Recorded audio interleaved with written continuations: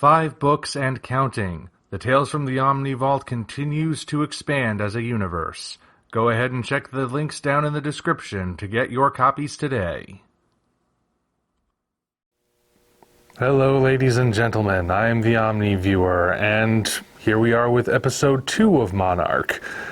Now, I don't know how much I'm going to have to say about it, because we are still only in the very beginning phase of the series, and after this, we're going to have a little bit of time until the next episode comes along. It looks like Apple's really spacing this one out.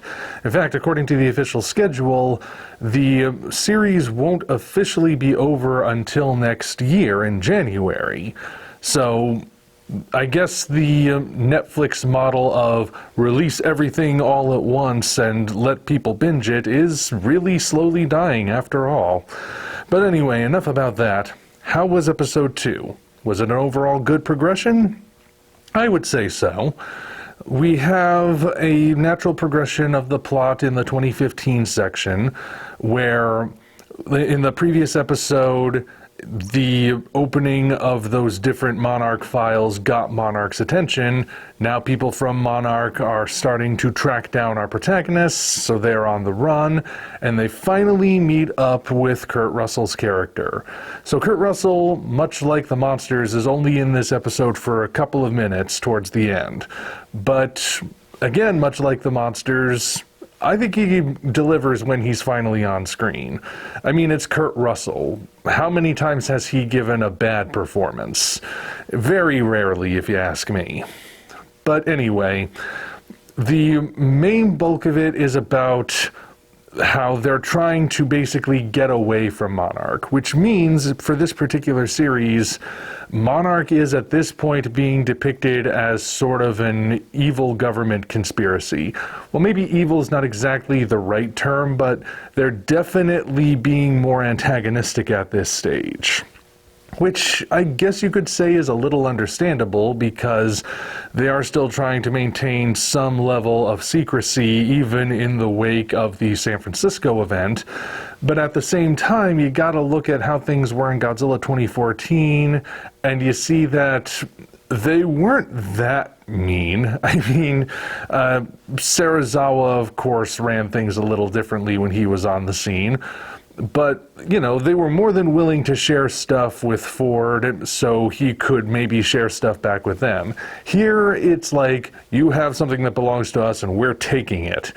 And there's an implication that there might be consequences if they don't cooperate, or maybe that's just an assumption. But then again, even the guy who officially worked for Monarch at one point is apparently being kept a prisoner somewhere. So, yeah, but perhaps this is just a matter of perspective, and we will gradually see Monarch become more sympathetic as the series progresses.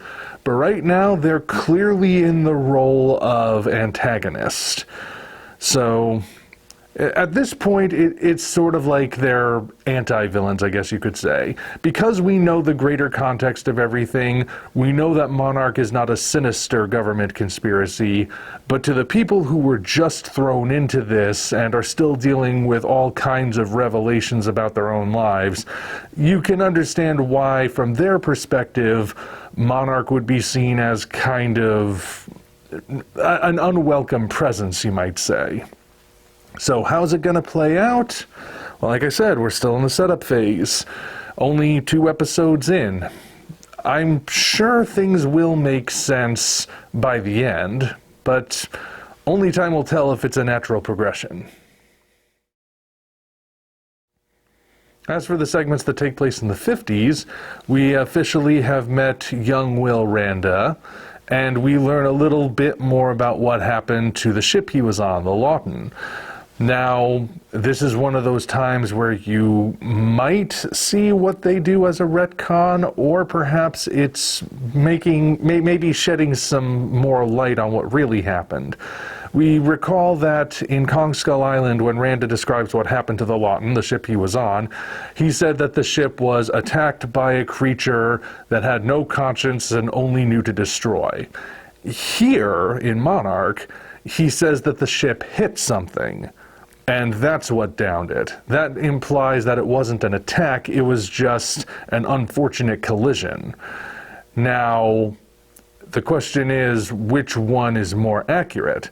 If we were looking at this from a real-life perspective, we could look at the gap of time that exists between each statement and say the statement in Monarch was made much closer to the original event. Therefore, his memory would likely still be fresh, at least as fresh as it could be after, what was it, 9 years, they said? So that might be the more accurate depiction of what happened. And it was only over time, as he encountered more monsters and started to gain more of an idea of what Titans and Mutos were like, that perhaps his memory of the event got a little bit warped, and what originally was just a collision that was accidental became an attack in his memory. I don't know at this point. Maybe that particular thing will go unaddressed. Maybe this really is just a retcon. But whatever the case, it does shed a little more light. In fact, we actually see the ship. After it was sunk, it got picked up by that dragon thing, which I checked this time. I don't think it has an official name just yet, but maybe I just missed it. Even so, apparently that ship is its nest now. Feels kinda similar in basic setup to an event from Godzilla 2014 where the male Muto brings the submarine onto the Hawaiian island, but vastly different in execution. So it's not just, oh, we're rehashing stuff that we already saw. This is technically something new. Similar setup, but vastly different in execution. Now, I've been in discussion with a couple people who say that Kurt Russell's son isn't really that good of an actor, and that he's giving a weak performance here.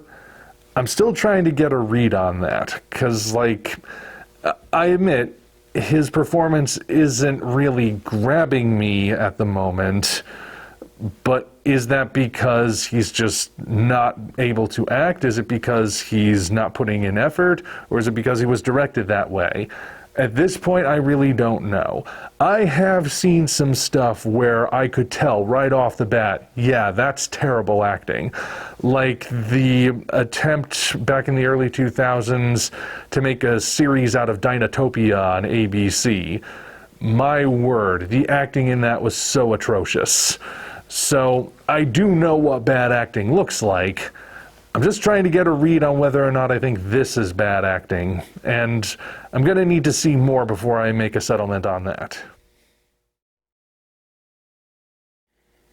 One last thing worth noting is that I think, thanks to this show, we can officially say that the prequel graphic novels are apocrypha, which I've been saying pretty much from the beginning anyway, but I would say because of the nature of this show, we can more or less confirm it. Because as Aftershock especially, I think we can say that's done. We can no longer really count that as a proper part of the story. Because it takes place in 2014, right after the events in San Francisco. We can see this for ourselves. Go open a copy if you don't believe me. Godzilla and the Muto Prime show up in very public locations multiple times. So it's not like Godzilla was only appearing in private in those sections.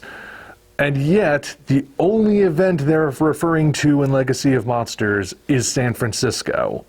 That's it. You would think that if Godzilla had turned up at other points and he was fighting a different monster that was a permutation of the monsters he fought in San Francisco, that would be something people would be talking about. And who knows, maybe they just haven't brought it up yet, but the fact that they're not bringing it up at all, not even so much as alluding to it in a way that hardcore fans might recognize, that tells me Aftershock is probably not on the table anymore, which, you know, it didn't really line up fully with the timeline to begin with, and ultimately, and I'm sorry to say this because I don't want to demean the effort that went into making the art and the script and whatnot, but long term, all it really adds to the story is an explanation for why Godzilla's spines look different.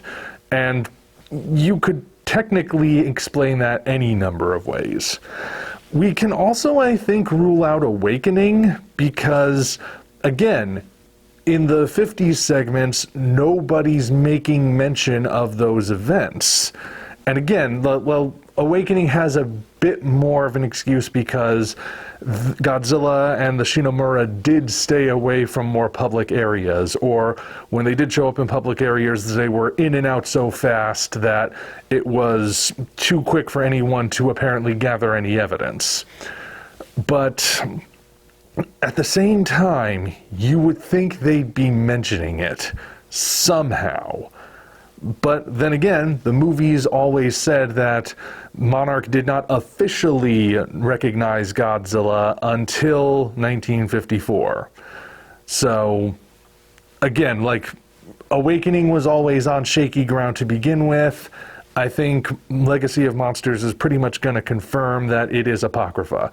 Really, all the graphic novel prequels and midquels are Apocrypha. We just have to accept it. It's not that they're bad, it's more that their status on the ladder of canonicity is a very low rung, and it can be overruled by the movies or the shows at any point. But that's just the way it is. I just wanted to throw that out there because based on what I'm seeing so far, I don't see any evidence to suggest that A, those stories happened as described in the comics, and 2, that we will be seeing reinterpretations of those events within this show. Although who knows, maybe.